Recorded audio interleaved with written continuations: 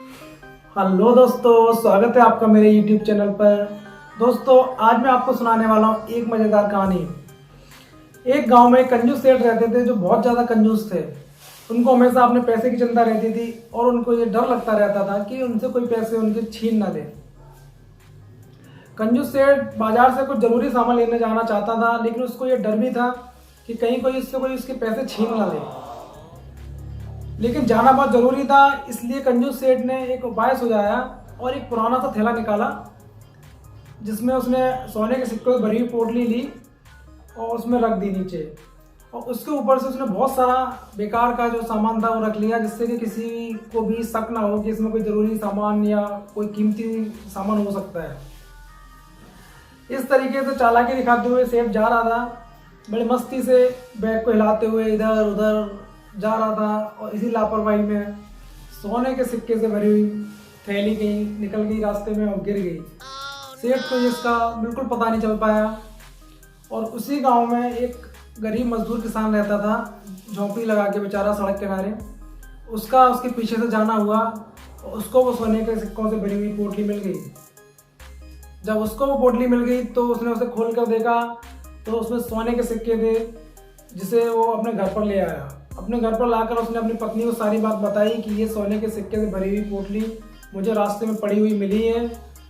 उसकी पत्नी बहुत समझदार थी, उसने तुरंत ही वो पोटली ली और उसमें खोल के उसने देखा और सारे सोने के सिक्के काउंट किए, जो कि 99 सिक्के थे।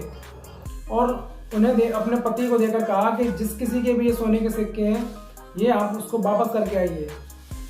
उसका पति बोला कि ऐसे में अगर किसी को खुद से जाकर बोलूँगा कि मुझे सोने के सिक्कों से भरी हुई पोटली मिली है जिसे मैं वापस करना चाहता हूँ, तो बहुत सारे ऐसे लोग आ जाएंगे जो बोलेंगे सोने के सिक्के से भरी हुई पोटली मेरी है।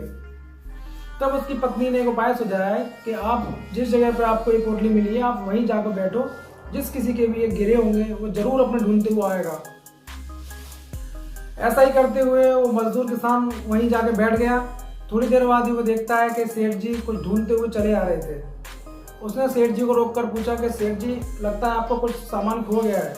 सेठ तुरंत बोला कि हाँ भैया, मेरी सोने के सिक्के से भरी हुई एक पोटली थी जो कि रास्ते में कहीं गिर गई है। मजदूर तुरंत समझ गया कि ये इसी आदमी की पोटली है। उसने तुरंत लिया और कहा कि सेठ जी आप बिल्कुल परेशान मत होइए, ये लीजिए, आपके सोने से भरी हुई पोटली ये है, मेरे पास है, आप ले लीजिए अपनी। तुरंत ही उसने पोटली वापस कर दी। सेठ अपनी पोटली पाके बहुत खुश हुआ, लेकिन सेठ बहुत ज़्यादा कंजूस था और उसने तुरंत ही सोने के सिक्कों को काउंट करना शुरू कर दिया। सेठ ने जब सोने के सिक्के काउंट किए तो उसमें 99 सोने के सिक्के थे। ये देखकर सेठ तुरंत बोला कि तुमने मेरा सोने का एक सिक्का चुरा लिया है। किसान तुरंत बोला कि अगर मेरे मन में कोई खोट होता या लालच होता तो मैं एक भी सोने का सिक्का तुम्हारा वापस नहीं करता। मेरे पास ईमानदारी में जितने भी सोने के सिक्के थे मैंने सारे आपको दे दिए हैं। बात बढ़ता देखकर दोनों लोग राजा के पास गए। दोनों लोगों ने बारी बारी से राजा को अपनी बात बताई। दोनों लोगों की बात सुनने के बाद राजा बात समझ चुका था कि इसमें किसान की कोई गलती नहीं है। अगर उसके मन में खोट होता तो वो एक भी सिक्का वापस ना करता। राजा ने सबसे पहले व्यापारी से पूछा, सेठ जी से पूछा कि आप ये बताइए आपके पास जो पोटली थी उसमें कितने सोने के सिक्के थे। सेठ जी तुरंत बोले कि मेरे सोने के सिक्के 100 सोने के सिक्के थे। फिर राजा ने किसान से पूछा कि तुम्हें जो पोटली मिली है उसमें कितने सोने के सिक्के थे। किसान बोला कि मुझे जो सोने के सिक्के भरी पोटली मिली है उसमें 99 सोने के सिक्के हैं।